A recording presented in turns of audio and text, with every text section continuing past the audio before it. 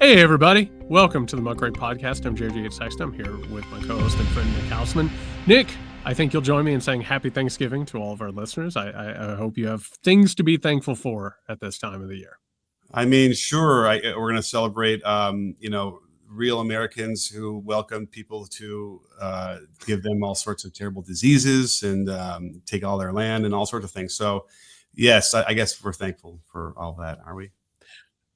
Yeah, happy American, well, not Americans, happy immigrants came to America, couldn't make it on their own, and indigenous people helped them to survive. And then, look what we ended up doing.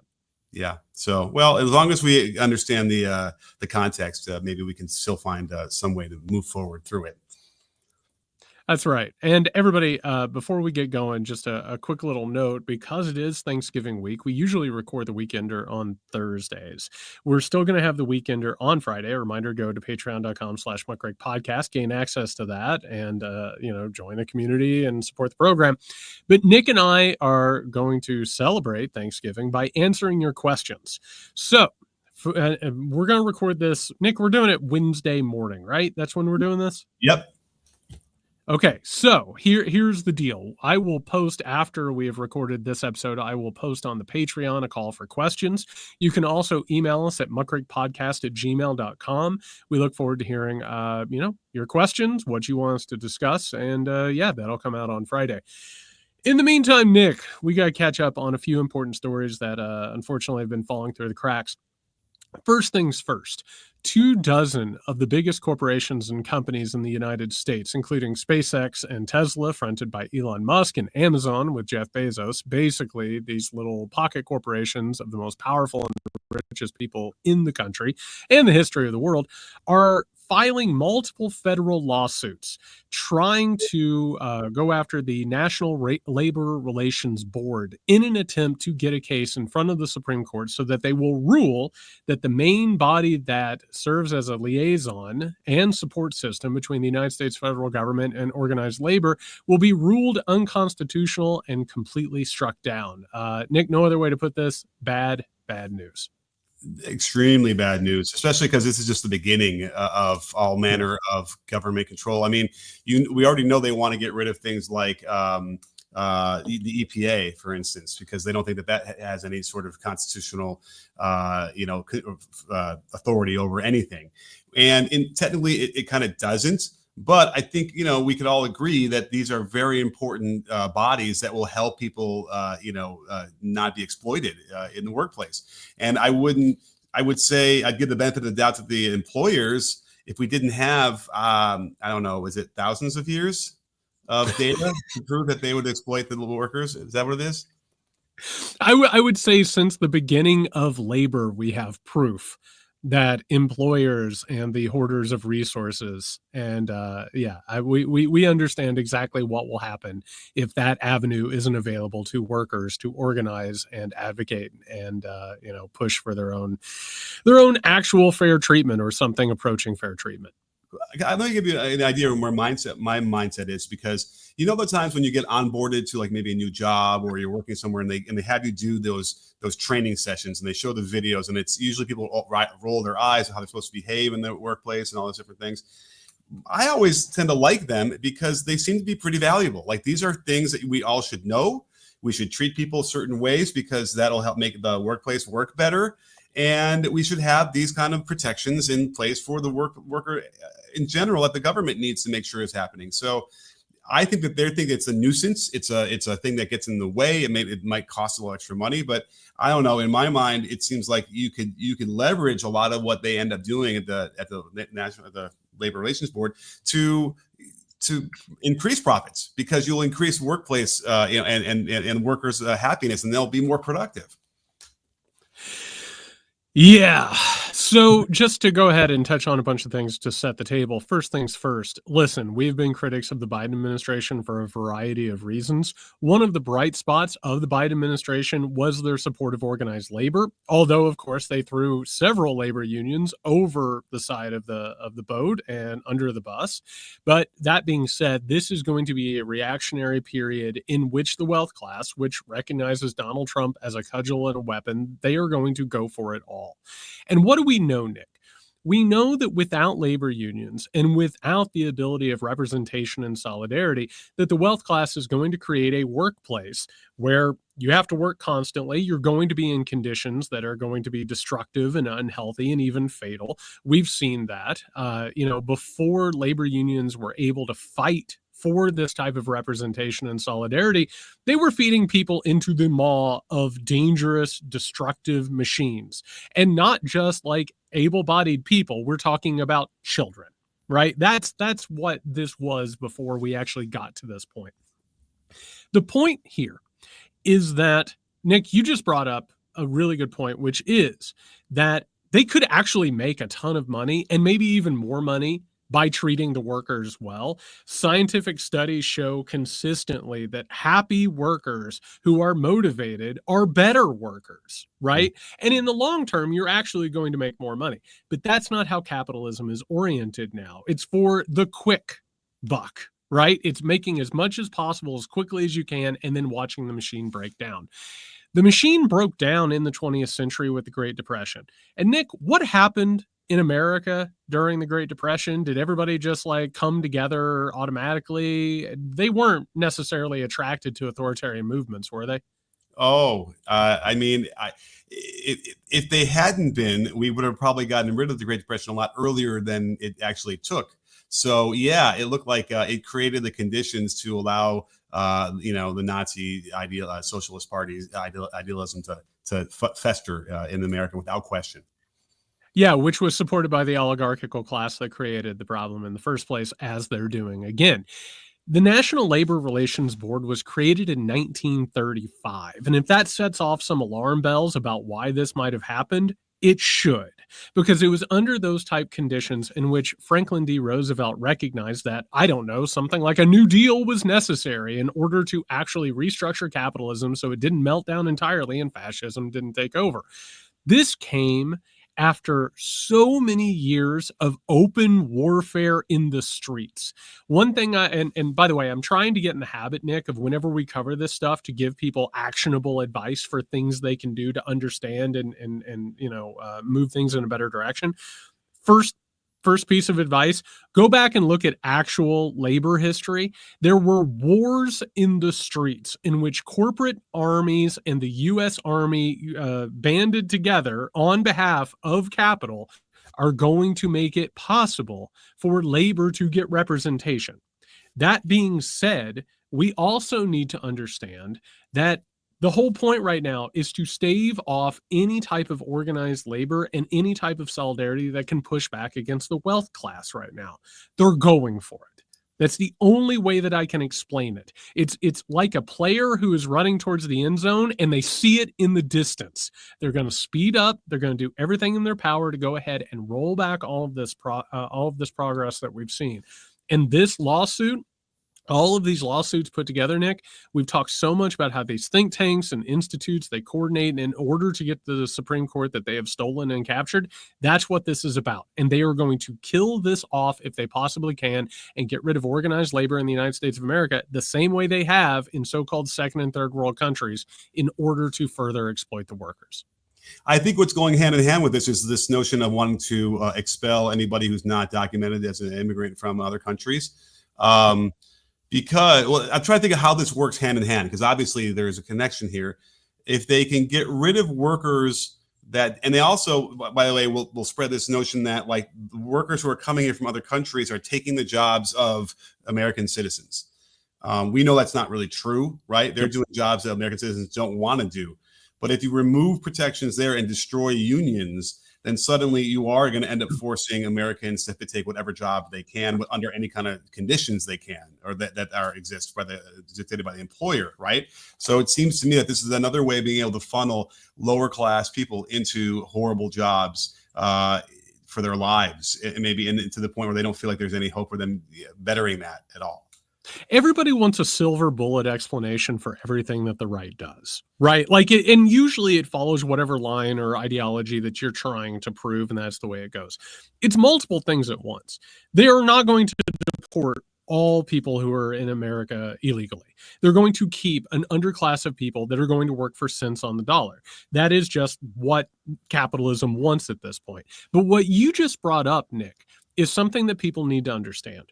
Implicit in all of MAGA's racism, sexism, all of it, is a very, very thinly veiled economic program. And here's the promise. We are going to get immigrants out of jobs. We're going to get women out of jobs. We're going to get people of color out of jobs, and you'll get those jobs. But guess what happens there, Nick? It's a devil's Faustian bargain. If you're going to open up some of these jobs, including immigrants like you brought up, you're going to then be further exploited. And you're giving up your possibility of engaging in solidarity and advocating for more money. We've already seen what the wealth class will do. They'll open up the borders and send jobs to second and third world countries, right? If you want money. The reindustrialization of the United States of America, which is happening right now, they have to get rid of labor unions in order to pay people cents on the dollar. So it's a lot of these different factors happening at once. And again, it's a Faustian bargain that sets people up to be exploited. That's the entire purpose of it. Yeah, I can picture an economist understanding the goal, right? We want to get back to industrialization, get rid of all the competition from other countries that are undercutting us. So he would say, okay, these were the conditions that really worked for us when That's right. last time we had that. So obviously we have to raise tariffs, get rid of labor unions. Yep. You know, there's no thought beyond that. Like there's simply just a math thing where like that's what they're looking at, forgetting the entire, you know, the decade upon decade of absolutely inhumane treatment people had to suffer through.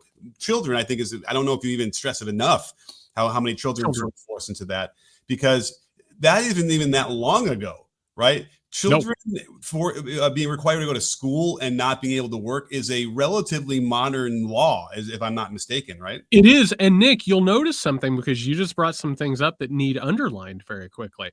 Notice what we've seen in the last few years. We've seen investment in U.S. manufacturing. Great. We were all for that. That was fantastic. And what did we say at the time? This is going to lead to bad things unless there is representation and solidarity and protections, right? On top of that, Nick, isn't it weird that the GOP has been pushing for children to work in places now, like slaughterhouses and factories? It's weird that that's been set up. Oh, wait, they should be going to school. Wait, we're not funding schools, and we're talking about different ways of doing school. You'll notice that all of the factors that we've been talking about have now been coming together, and now this is one of the last dominoes to fall to make sure that this can get rid of any sort of resistance that makes it possible to reindustrialize and do it on the cheap and exploit like excessively. I mean, if you could prove to me that when we had conditions like that people were happy and that they were able to, they were not. then I'd be like, I'll be all for it. But it's like, that doesn't matter. This is simply the meat grinder of people who are on that conveyor belt, and then they fly over the edge right into the grinder. And that's what we'd be returning to. I suppose this would have been a good opportunity for someone, I don't know if they were running for president, to outline or sort of make that clear what was happening. I don't know. It wouldn't hurt. It wouldn't hurt to talk about these things and what's going to happen to the people who are going to be displaced by things like artificial intelligence. It might have helped. Real fast, Nick, before we move to the next story, I just want to give one more piece of actionable advice for people. If you are in a labor union in your workplace, you need to talk to your labor union about connecting with the UAW's general strike in 2028. You need to become an aggressive labor union that protects itself against these things. If you are in a place that is not unionized, I would not recommend immediately talking about organization. Talk to a coworker about conditions. Talk about how things feel, how things are getting worse. Start laying the groundwork for that. Nick, on a similar note about where we are going, CBS released an incredibly telling poll that we need to wrestle with. Nick, I'm going to read you and the listeners a couple of the findings from this poll. This CBS poll finds that 59% of Americans approve of the Trump transition. 55% of Americans are happy or satisfied with Trump winning the election. 46% of Democrats do not feel motivated to oppose Donald Trump and are tuning out. And 57% of Americans now say they are in favor of deporting all immigrants who are in the United States of America illegally. These are shocking findings, but they do go ahead and communicate what you and I have been talking about for a while, which is the rightward trajectory in this country, as well as the liberal capitulation towards Trump and authoritarianism. You know, the 57% of Americans who approve of deporting all immigrants in the U.S. illegally is probably the most soul killing thing I'm going to read today. You know what I mean? It just seems like that is the indicative of everything of what we're got. Well, real fast, Nick, you just referenced very, slyly the Harris campaign of 2024. How can it not be over 50% if both political parties agreed that this was a major, major issue that needed to be dealt with? It changed the calculation in people's minds. They had to support Harris. So as a result, ipso de facto, I think that's what it's called. I've never been good at the Latin. Therefore, they have to go ahead and support this thing, and they're now in favor of it. I suppose, yeah. I mean, listen, to her credit, I mean, she stressed that there are things that needed to be done at the border, but they had a bipartisan bill that would have done things that would have sped up judicial processes and had more people at the border to make it more humane. But I agree. It's obviously more comprehensive than that anyway. But it was soul killing. I think the whole thing that he swept every swing state, and that what this is giving rise to, we talked about this the last couple of times. It's palpable how people on the left simply are going to want to tune out, not pay attention to the news. We've already seen how CNN and MSNBC have plummeted so drastically that Musk might end up buying MSNBC. Right? MSNBC is very likely to die. The result of this is so dire, and their coverage of stuff is so awful. It's very likely to die now. Yes. Yeah. And so it's like, and whether that's going to be worth, spilling a drink over your shoulder or not, it's simply just indicative of what that segment of the political sphere thinks about and cares about, and whether they do care. We need to figure out a way to motivate people again. And I don't even know if it's fight. Is fight the right word? Because that scares people away. It does. And quite frankly, what has been communicated to us now for years, and actually decades now that we're talking about it, it's the idea that your experience as an individual in the United States of America when it comes to politics is you go to the polls every 2 to 4 years and you cast a vote. And then the adults in the room take care of everything else. And what else has been communicated to us, Nick? And just, we don't even have to talk about Gaza and Israel. What happens when you protest in this country? What do we see? Violence. We see violence, right? And on top of that, economic and political consequences. We've even seen that major firms and corporations have said, if you protested in favor of this or as opposed to this, you might not get a job. And matter of fact, we've even tested the ability to take away federal loans, federal employment, federal assistance based on whether or not you participate in protests. So people have gotten to the point where, yes, it's frightening. And to ask people to put their livelihoods and their personal safety on the line, it's a big ask. The problem is that we should have been doing it before, it should have been done before all these things locked into place. And now we have a big problem. And I will say to you and also the listeners, if I would have said 2 months ago that Trump would have had approval over 50% at this point, would anybody believe that? And why is it happening? It's happening because a lot of people have just said, you know what, I'm done. I can't do this anymore. They were fed overly optimistic, hope peddling messages. They got crushed, and now they're done. And what have they engaged in? They've engaged in consumer politics, buying shirts and hats and all these little baubles, that are have RBG on them or whatever. And now, as the rubber meets the road and the shit hits the fan, they're not feeling motivated anymore. They don't have any hope or aspiration or any sort of a pull. So as a result, 46% of Democrats now say that they're not motivated to oppose Donald Trump. That is a wild thing to see, but also not really that unexpected after everything we've been covering and talking about. I agree. I think, we talked a lot about this a lot in the past in terms of democracy only exists insofar as people are willing to believe that it exists. That's right. And I think that the second that Trump, stepped down on the escalator, that destruction of that belief, it doesn't come back. It's very hard. I don't know how you're supposed to get that back. And when you're playing against a team like what the Republicans are doing with misinformation, again, there's an inevitability to a lot of this, because the other team wants to try and play fairly. They want to try and deal with facts. And, obviously the other side of that would have been, okay, let's lie just like the Republicans lie, and let's sort of play up by their rules, and let's get Ari Emanuel back in the fold and doing that. Or sorry, Rahm Emanuel. Although Ari might join too. I'm sure the Emanuel brothers will be right on the forefront of all this. Yeah. Yeah. And so that's a weird situation to be in, but it also tells you how much democracy had been teetering, where all it took was a guy like Trump to do this. And you kind of scratch your head saying, why hadn't anyone even tried that before? There were these norms we talk about all the time, and everyone seemed to believe that maybe we should have them for whatever reason. But it was that easy, right? It was that easy for Trump to do what he did and take over and win 2 out of 3 races. I think so. A couple things here. One, I think we saw a little bit of this with the Bush administration, and the only reason that it didn't take the form that it did right now is because George W. Bush was the scion of a political legacy, right? He had the Bush name, and on top of that, he still talked about norms. I think George W. Bush belongs in the Hague, and I think he should never see a shred of daylight for the rest of his life. But in his defense, Nick, even during the war on terror, he would still make speeches where he was like, do not blame Muslims, do not target Muslims. So you at least had that sort of a modicum of norms, right? You still had sort of that thing. You needed someone as shameless as Donald Trump to take it over the finish line.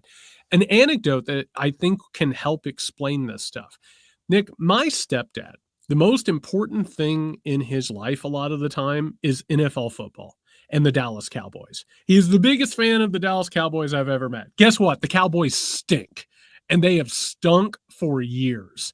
You know what happens during a season where the Cowboys stink? He stops caring about the NFL.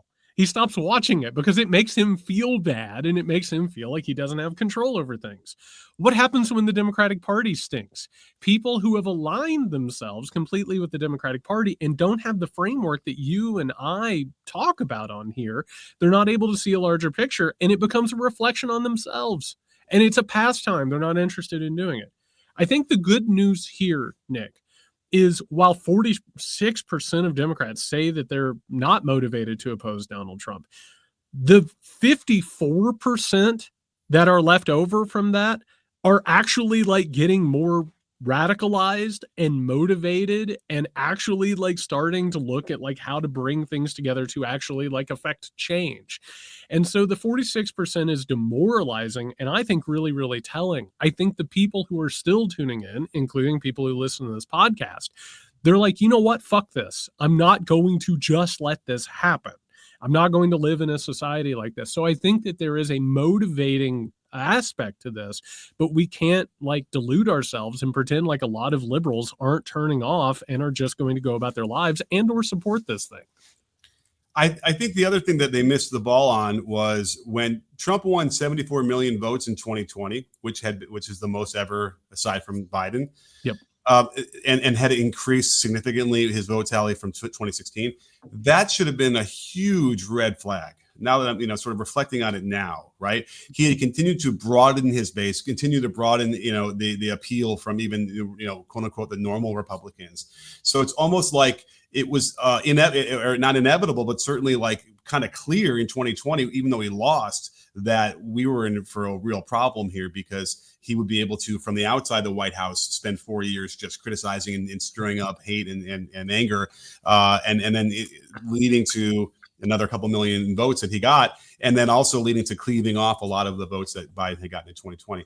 By the way, we never really brought this up, but this is the other problem we have with this result, is that it seems to give even more grist to the people who want to say that 2020 was stolen. Yeah. Right? How else can you explain this? Well, I mean, you just say what? The Democrats just didn't do as good of a job of stealing this time? That Because you'll notice, like, you want to talk about cognitive dissonance, you'll notice that they're not concerned talking about any voter fraud. If the Democrats were actually trying to steal elections, Nick, then why wasn't there at least evidence that it wasn't even as close as the actual results gave?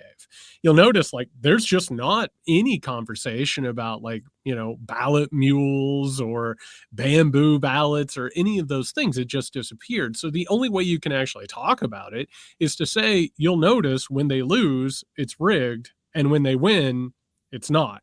So it's actually a pretty absurdist argument, even though, like, I think they absolutely are using that to stoke more and more sort of conspiracy theories that undermine liberal democracy. I mean, yeah, absolutely. And so it really is frustrating when you kind of mix all these things together to realize that it's just not quite stacked in a fair way, the way this is going. And so what we have to be very concerned about now is what's going to happen with the government and what they're going to do to make sure that they can continue winning and really making it, rigged. And I worry that what's going to happen now is the people of like-mindedness are going to end up, populating amongst themselves. And you're going to see much more of a segmentation that, by the way, which already exists now. I worry that you're going to see it even worse. And then at that point, you won't really have a United States, whether it's a civil war or a quiet civil war, where you simply end up having everybody like in California and New York and in a couple different states, and then the rest of the people who are more the MAGA people are living amongst the rest of the country.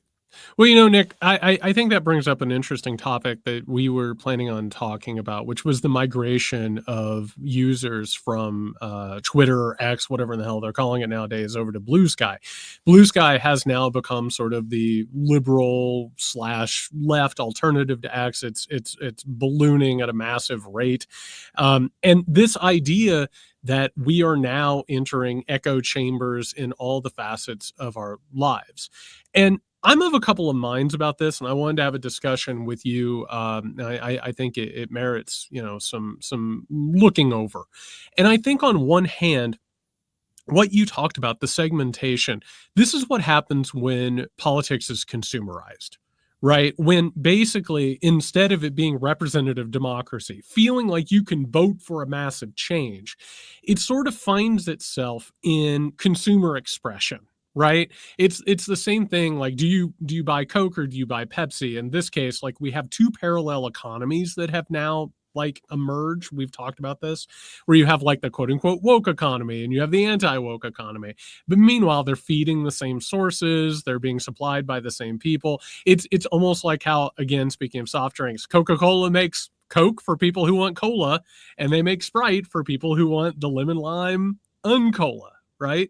Mm-hmm. And so what we're actually doing at this point is we are being immersed into boutique realities. Like, you're able to pay a certain amount or use your patronage in order to have a reality that reflects what you want reality to look like. And then meanwhile, the points where those things come together, whether it's the legal system or the political system, that's where all the friction is. And when that friction gets worse because those boutique realities do not mix, you're going to see worsening polarization and radicalization. So I guess my question to you, and I have my thoughts on this, do you think that the migration away from Twitter and X over to Blue Sky, do you think this is a good thing? Do you think it's a troubling thing? Or do you think that there are elements of both? Well, we'll look at it this way in terms of real life, because people will move into a certain neighborhood if the schools are better or not, or if they agree with the politics of that state, right? Sure. So we see that kind of segmentation anyway. And you certainly have it's not a hot take to think, yeah, I don't want to live there because of abortion rights, because I have a daughter and who knows what might happen. We need to have her rights and her ability to have medical care. So, you already kind of see that anyway. And as far as the echo chamber notion of going, because I've obviously gone over to Blue Sky for both basketball and the politics side. And, I will fully admit the one thing that's frustrated me now is I had built up a really big, following on the basketball side on Twitter. I don't have that right now on Blue Sky. And I'm frustrated. I'm like, why did that person have more than me? And, and I'm working hard to do that. But Nick, hold on. Before you go forward. Okay. I just want to say something as your friend and your compatriot. Yes, help me. You are worth so much more than your follower count. Please. every day that I have to say that. That's my mantra, that I do not let my content creation affect my We have to remember that. I made light of it, but that actually is something that we need to remember, which is like we have been taught to like value ourselves based on how much we earn, what we're able to build, all these artificial numbers. And in the midst of all of this and rising authoritarianism, we have to remember that we are worth way more than those things. Yeah. And what we're discovering on Blue Sky now, the community and even on the politics side is a little bit like what it used to be way back in the salad days of Twitter.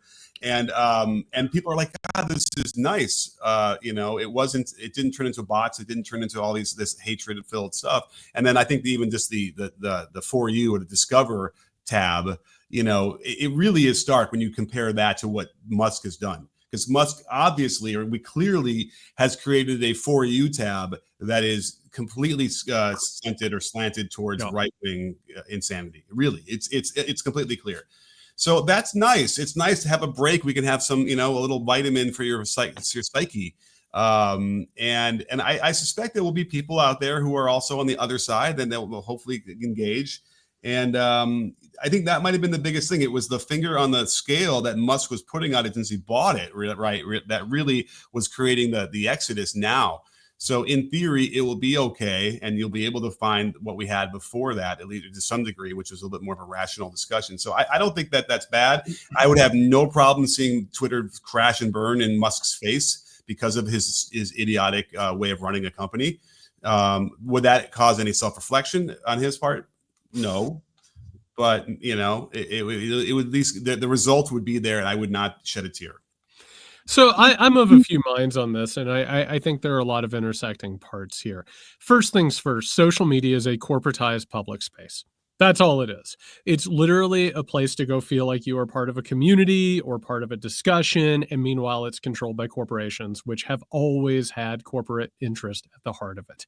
I don't have a problem being on a space that I'm not constantly being trolled by neo-Nazis and spammed, by one scam after another. I'm fine with that. I'm looking at the migration over to Blue Sky as an opportunity to reset. You know what I'm not doing? I'm not going to interact with bullshit resistance grifters anymore. Period. I'm done with them. These hope peddlers who are absolutely reaching into people's wallets and dealing them drugs of hopium and fantasies that have no reality to material conditions or actual political situations. I'm done with them. And I would cross the street not to be near these people at this point. It's a time to get serious about what's going on, and it's a time to actually reorient ourselves away from consumer politics that has ruined everything.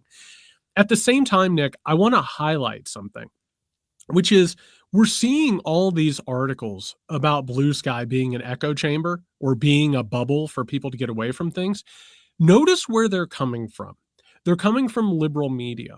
And why are they doing it? They're doing it for the same reasons they've been publishing articles that are going after gay and trans people and the dangers of wokeness, which we'll get into so-called leftism here in just a second. Why are they doing that, Nick? They're doing that because they don't want people to have conversations that are ideologically anti-corporate. That's it. They don't want people having conversations that talk about actual politics. They need the presence of right-wing figures to modulate the political spectrum. They need us to say, you know what, we really need to talk to these people and we really need to go ahead and meet them on middle ground. That is the entire purpose of liberal media at this point. It's to moderate politics as politics keep moving to the right. There's a reason why it's the same old actors that are producing these same articles that they were writing about wokeness and gay and trans people. It's because they have to change the conversation. That's actually very interesting. Okay. I also find it interesting that apparently over back on X, all the trolls and all the right-wing people are really frustrated. Yeah. Why, Nick? Because they got meaning and purpose out of trolling people. Right. And then when they go away, you take the ball home. They don't have that purpose anymore. And that's just sort of, again, would there be any self-reflection out of that? No, right? They're not going to think to themselves, oh shit, maybe I should change a little bit or interact a little bit better with people, Let me ask you a question, Nick, because I want to illuminate something that you're talking about, which is really important. When the Catholic Church took over basically the Western world, right? And gained control over continents and kingdoms and even colonization. When they gained total control, do you think that they were just happy and they just like enjoyed that control? Well, I suppose they wanted to continue to expand it. Well, they did want to expand it, but do you think they just got along with each other and Oh, like no, no. no, what do you think they did? Well, we saw this movie. Did we talk about the movie where they were picking the new pope? Conclave. I talked about it. Yeah, and I saw it. And talk about the backbiting and machinations behind the scenes, and also it was like it was basically a soap opera. You would have seen on at prime time, on a Wednesday evening. And I'll tell you why. The people who want to take over the world and the people who want to hoard power are miserable people. They're doing it because they're not happy with themselves. And Mhm. inevitably, like let's say tomorrow, like what was the Avengers movie Endgame? Is that what it was with Thanos? And he snapped his fingers, right? If the right wing authoritarian movement could snap their fingers and get rid of liberals and leftists and anybody that they disliked, do you think that they would have like a white ethno state that they were happy in? No, absolutely not. Do you think that their alliances would hold? Oh no, they would be fighting each other in the streets. They would be fighting each other in the streets almost immediately. So, what is necessary? And going back to the Catholic Church, it's actually interesting when you start thinking about the Crusades. Why did the Crusades happen? Because they needed to vent internal frictions and put them elsewhere. Right? That's why the Crusades took place. So they need liberals and leftists around in order to have them be the focus of their misery. Otherwise, they're going to destroy each other. And that is an insight into the actual psychology that leads to all of this and will inevitably lead to them like basically destroying one another. But they don't understand that part. They don't. No, they do not. No. Right? Yeah, they can't have enough self reflection to realize that part, the secondary part, which would they turn on each other. They don't know that yet. But yeah, it would be like I guess when the zombies realized that they could eat each other's brains. I don't think I saw that movie. But that never happened, right? We've never seen the zombies turn on each other. Hey, there's a $1 million script idea, Jared. The zombies realize that they can eat each other. While wearing red hats, absolutely. No, they do not understand that. No. Right. And so we're in a really strange part of this experiment, right? Where how are we going to extricate out of this and progress anywhere out of this going forward? And again, the segmentation of society ends up being like one of the only or the easiest way to do that. And then we're back in this echo chamber notion. But I would be a lot happier living in my little island where I have the government run the way I like it to be. And if you want to have all those archaic things in your state, okay, I guess you go over there and do that. Well, let me throw something at you real fast, Nick, which is a quick lesson in how capitalism works. I want people to think about cable and streaming, right? Okay, just as an example. So we had cable, which took like local TV networks. You only had a few of them. Cable expands out. You have a ton of them, right? And you have a ton of them that are like the Golf Channel. You have entertainment, right? You have all these different things. What happens when they expand out? They come back together, right? All of a sudden you have a few streaming choices that have all these different corporations together. It is expansion and collapsing. Does that make sense? So Yeah. what happened with social media? What happened with the internet? Big, expansive, tons of websites everywhere. Oh, we only have a few websites that everybody pays attention to. Oh, they're starting to split. What's going to happen eventually? Come back together. Yeah, Blue Sky will get bought by Musk. We've already now talked about two major corporate conglomerates that are probably going to be bought by Elon Musk at some point. Right. And let's not forget how that happened with Twitter. Twitter had no choice. He offered such a ridiculous amount of money that the board for Twitter is like, we basically forced him to do it. Be like, we cannot ignore that. And that's capitalism as well. It would be nice to say we're never going to sell it to that guy. But Nick, it's almost like capitalism needs regulated. Almost. Yeah. Speaking of media consistently getting wrong, Nick, before we finish up, I want to talk about an article here. This was by Brad Glassner in Semaphore, which I only read in order to get angry and do research. This was an article titled Conservative leftists want to upset the political spectrum. This was a really, really shallow treatment of what we've talked about in the past, which is Republicans feigning leftist, big scare quotes around that, leftist appeals to people and talking about elites and corporations and all of this, and treating it as if these people are serious, that they actually want to enact leftist ideals, and how this is propelling the GOP forward. And again, I want to remind people, this isn't what's actually happening. Our media doesn't get it because they have not been researching this or paying attention to it. And what is most necessary here is giving the right the appearance that they somehow or another actually want to help people and actually want to carry out leftist ideas. But meanwhile, we're seeing the media fall for it once again. It's a very smart, shrewd move, right? It's brilliant. It's a brilliant move. Yes. Right. And it's like, it's the kind of conversations you'll have with Republicans, or no, you'll have with Democrats, like maybe older people, and, you know, they're lifelong Democrats. They believe in the cause, whatever. And then after about 10 minutes, you start to hear this sort of, gymnastics going on, and any way they can go, but they really are just Republicans. They really are actually very conservative. And they just sort of have the talking points in their mind, but you know that there's a shift there, and we've seen that. Like, that's what happened in the election this time in 2024. So I wonder if that whole adage about when you get older you become a Republican, or whatever that is, you're younger than 40 and you're older than 40, whatever. If you're not a socialist when you're young, you have no heart. If you're not a conservative as you get older, you've got no brain. Yeah, so that actually might be coming back into not fruition, but into more of a truism. Well, a lot of people in the United States of America are in complete and utter denial about the fact that they have become more conservative. And that's one of our problems that we've currently got. People don't like to sit with that. Nick, could the Republican Party field a fake leftist appeal if the Democratic Party had a left flank? Could it fake it? Absolutely. They could, but would it be effective?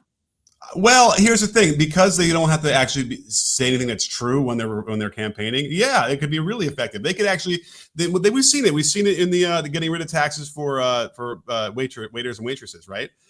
For tips. Yeah, I'm not going to hold my breath on that one. Right, like that's the point. Like he can spew all that stuff out, throw out all that red meat for people who are slightly left, and then never enact any of it. But he'll win on the short term in the actual election for that. So yeah. I want to introduce people to a term that they've probably heard, and it has led to many brains exploding, and that is the National Socialist Party. That for people who might not be familiar with it, it took place in the early mid 20th century in Germany. And you know why it was the Nationalist Socialist Party, Nick? It was the Nationalist Socialist Party because the authoritarian Nazi party saw an opportunity to radicalize workers who saw that capitalism wasn't working and they had a frustration with the elite. Did that mean that they were going to help those people? Some of them, they were going to put them in a plan, a fascist plan that actually mobilized the military and did some projects here and there. But it was based on a racist and a fearful leftist appeal that hid ultra right-wing ideology. What's happening here is that the horseshoe effect is true, which is if you are far right enough, and you said it perfectly, Nick, it's an ingenious move. It has worked time and time again. You wait until liberalism moves far enough to the right and gives you an opening to go ahead and swing around on the left. Because deep down, if you went to a Trump supporter, Nick, and you said, hey, I don't know if you know this, but some of the stuff that you've been fed is actually socialism in disguise, they'd be like, what the hell are you talking about? That's crazy. Then if you went ahead and talked about those things, they'd be like, yeah, I'm absolutely in favor of that. We've seen that firsthand with things like the Affordable Care Act, which they opposed when it was Obamacare. They loved when it's the Affordable Care Act and helped them. Mm-hmm. So there is an opportunity because of, and if this hasn't become apparent to people, it needs to become apparent. American voters are not that informed. They are not really up to date on what things are. They haven't been taught what ideologies are and what programs actually mean. There is an opening for them to do that. I think what I'm more pissed off about is that our media, who is paid to do this and is actually supposed to inform people, they are so far off base. They don't know the history of this, how authoritarianism works through this lens, and they're going ahead and legitimizing it as it happens, even as they don't understand it. Right. Unintentionally, I suppose, in theory. Sure. Yep. Yeah. So I'm kind of curious. So it's 1935, 36, and I'm really pissed off at the way that capitalism has been, exploiting me for all these years. And I don't feel You're like you're you're wheeling wheelbarrows of Deutsche Marks to go and buy like a cup of flour. Yes. right, right. And so, and I'm realizing that I'm going to end up dying poor, and I'll have to work until I die, just to barely survive. So someone comes in and says to me, there's a way we can rally against this. We can fight against the elites who are doing this. So you go, oh, that's interesting. I want to go to that meeting. Yeah. You go to the meeting, and then at that point, that's when they start slipping in the other nefarious things, right? Like they start talking about immigrants. I suppose is this how this is? Is this how this works when you do this? It's exactly that. So one of the things that happens in the Weimar Republic, gets thrown around without a lot of understanding. The liberals in charge of the Weimar Republic, they had no ability to communicate to people why things were happening. Right. And on top of that, if they did communicate to people, they would have to say, hey, we have a responsibility in this and we've messed up. Instead, and if this sounds familiar, Nick, they're like, everything's going to be fine. Just calm down. You should go ahead and vote for us. Things will be fine, which again mirrors the cycle we're in now. So you go to these meetings, things suck. Your life is getting worse and the country is heading in the wrong direction. No one has told you yet where the problem is. But guess what? You and your family members and your parents and your grandparents lived in a country that had inherent prejudices. Germany and the empire before it hated Jews. Like this is one of the place where Jews were one of the major scapegoats, much like immigrants have been a major scapegoat in America. Black people have been a scapegoat. Women have been a scapegoat. Gay and trans people have been scapegoats. So all of a sudden you go to a meeting and the person says, things are wrong. Things need to change. You can join us and have power. We know who did this. And by the way, good news, it's the people that you already have a prejudice against. So Mm-hmm. then all of a sudden you're brought into the cycle. And what do you have to lose? You go ahead and join and put the armband on. And there's enough people, because you might even say to yourself, I'm not supposed to really think that way about other people like that.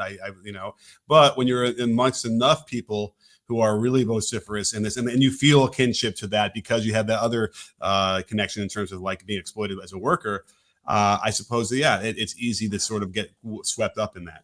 Well, and I want to go ahead and I, sometimes we do these podcasts and I think I really want people to latch on to something and hold on to it. Especially we've talked about like quote unquote mass deportation and the violence that is very likely to come in the next year or two.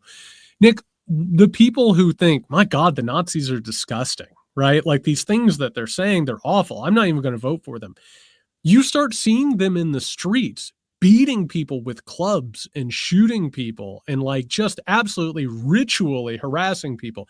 You start seeing their signs and their flags everywhere. You start knowing people who are involved in it. The incentive is to not push against it. Right? Like it's, hey, I understand watching someone get beat by a club that if I stand against that, I might get beat by the club. Mm-hmm. Plus, they're promising better economics for me, even protection if I don't say things about it. So it's the way that the appeals happen, and people need to keep that in mind as certain vulnerable communities are being oppressed and being taken advantage of. It communicates something to people. Yeah, especially because there is a method that it's not somebody trying to help you, right? They're trying to turn you, and they have these methods, and they learn them, and they have these meetings that you don't get to see how they're doing that. It's kind of like if you might have had a friend that might have gotten involved in some sort of like a pyramid scheme, and they try and turn you on to that. I was smart enough. That's happened to me a couple times. I'm like, yeah, I'm like kind of already looking on the side of my eye at this, and then I'm waiting and waiting. Okay, there it is. No, thank you. I'm gone. Like that the words. Some people don't. Right? They don't know those words. Next thing you know, they're all. I'm thinking of the movie Cabaret, which I just seen in the theater in a beautiful print, where the next thing they're all singing these nationalistic, prideful songs about Germany, and you're looking around thinking, well, if everybody is doing this, either I'm going to run and go hide, or I might just start singing with them as well, and without even realizing it. And Nick, what you just touched on is essential, which is the time to have stopped this from becoming more popular has passed. Mm-hmm. That we watched people fail and fail and fail. Here's the issue with it, and this is the truly gross thing. And just to bring back the poll that we looked at, Nick, it feels really, really bad to watch this ascend. Do you know what I mean? To watch it take off. It feels really bad and frightening and demoralizing. These people are having fun. Like you said on X, like they love triggering these people. They love having their memes and all of this stuff. The bullying to some people feels good. And like the idea is to create a fantasy, which is what a cult is. It's creating the fantasy that you are engaging in something that's joyful, that has a fun component to it, and it's empowering. Like, think about what you just said, which is like all these things are going wrong. It feels very large and out of your reach. What if someone tells you it's within your reach? All you have to do is join us, have fun, gain power and wealth, and it goes from there. It's one of the ultimate scams, and it goes the exact same way that you talked about, which is just like there's easy money and power to be had. All right, everybody, that's going to do it for us today. A reminder, we're going to do a question and answer segment for our Weekender on Friday. Go ahead and reply to the call for questions on Patreon or email us at muckrakepodcast@gmail.com. If you want to get in on the fun, you want to listen to that episode, you want to support the show, and a lot of people are supporting the show now. We are so thankful for that. Go to patreon.com/muckrakepodcast.